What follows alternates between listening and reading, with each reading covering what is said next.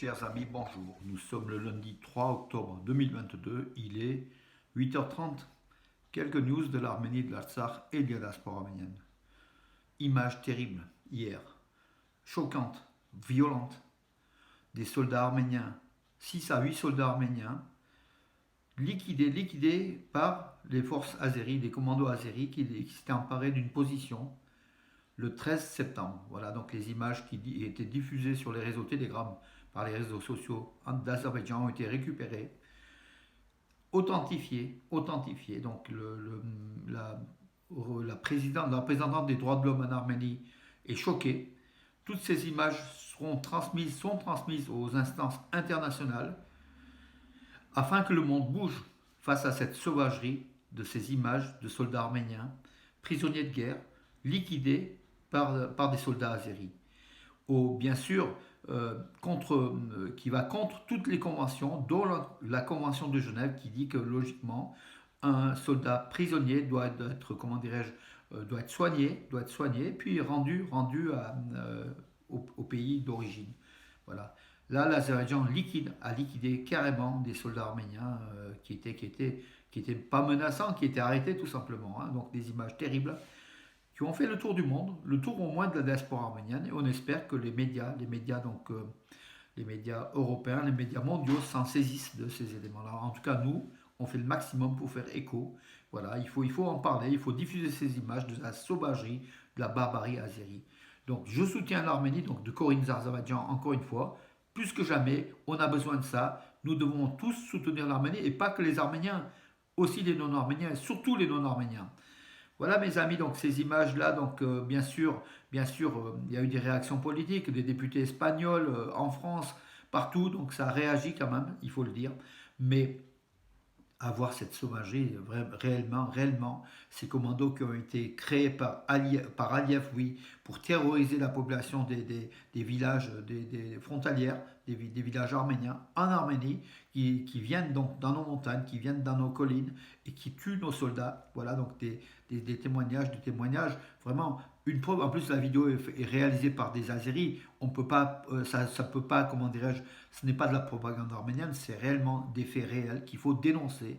Vraiment, c'est horrible tout ce qui se passe. Voilà, c'est d'une sauvagerie. Ça montre le faciès de cet État voyou, de ce criminel de guerre qui est Aliyev, auquel Ursula von der Leyen a été à Bakou pour négocier un peu de gaz. Vous vous rendez compte?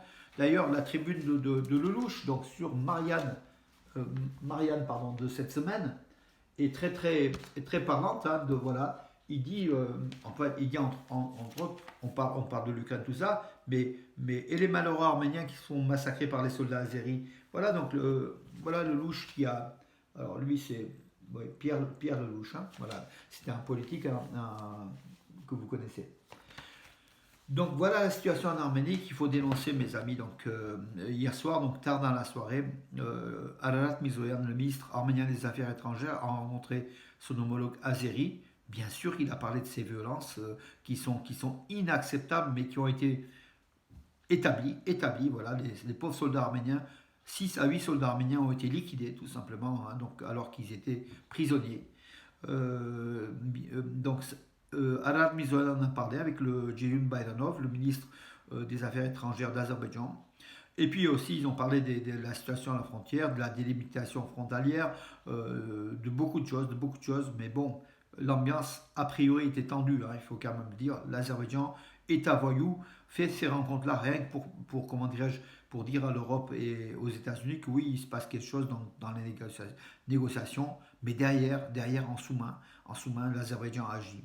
Donc la fondation de Tatoyan, donc, qui était l'ex-monsieur droit de l'homme en Arménie, donc, a affirmé que le lieu était authentifié, le lieu de cet incident majeur, de ce crime du moins, et qui était réalisé par ces membres, ce groupuscule de commandos azéris, voilà, qui veulent terroriser, qui n'ont vraiment aucune morale, ni aucune valeur humaine, voilà, tout simplement.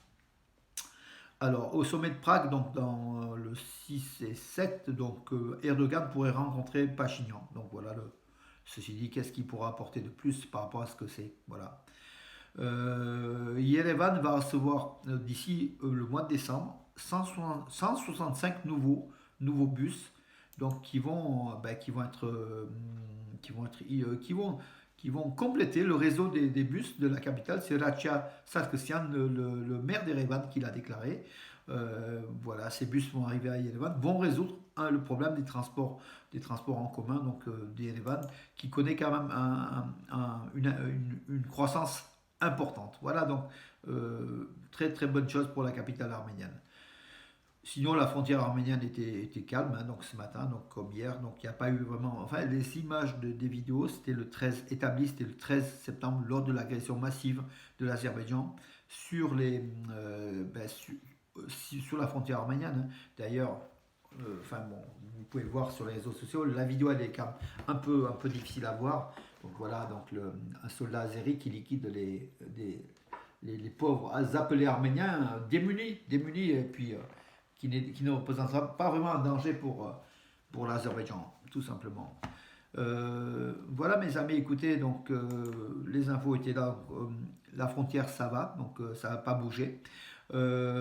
Adeline, je passe du coq à l'âne, hein, Adeline, donc, qui avait représenté à l'Eurovision, qui avait représenté l'Arménie à l'Eurovision donc 2022, voilà, avec sa chanson Snap, et qui avait terminé 20e, un mauvais classement puisque l'Arménie a été sous-notée au profit de l'Ukraine qui a été surnotée, qui a gagné l'épreuve. Bien sûr, c'était une commande politique, hein, la chanson de l'Ukraine, il faut l'écouter, hein, ça commence à bien faire, hein. Et Adeline, donc l'Arménie a été 20e, mais par contre, sa chanson, Snap, a battu des records. En fait, elle est dans l'histoire de l'Eurovision, la chanson la plus écoutée sur Spotify, donc c'est un site pour les chansons de l'Eurovision.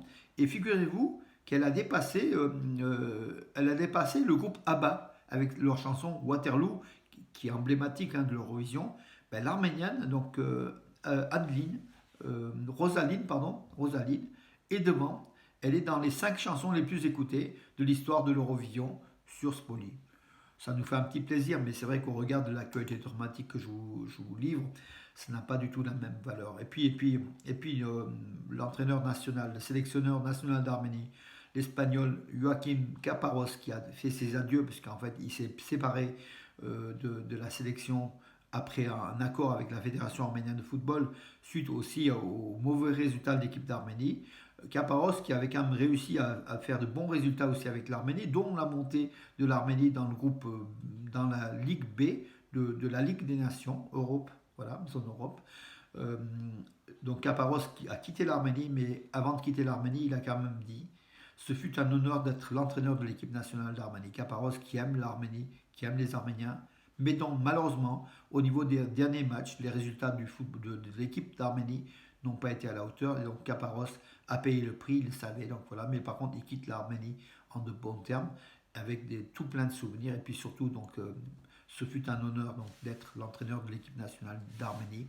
Merci Joachim Caparros, l'Espagnol, hein, voilà, qui fut quand même un bon entraîneur. Malheureusement, l'Arménie a produit de mauvais résultats. Il a payé les conséquences, ce qui est aussi normal en matière de football, hein, voilà. Euh, voilà mes amis, écoutez, j'en ai terminé pour aujourd'hui. Je vous donne rendez-vous à demain en espérant des bonnes nouvelles d'Arménie et pas des nouvelles dramatiques comme le cas de ces soldats arméniens vraiment liquidés sur leur position. Bonne journée, à demain mes amis.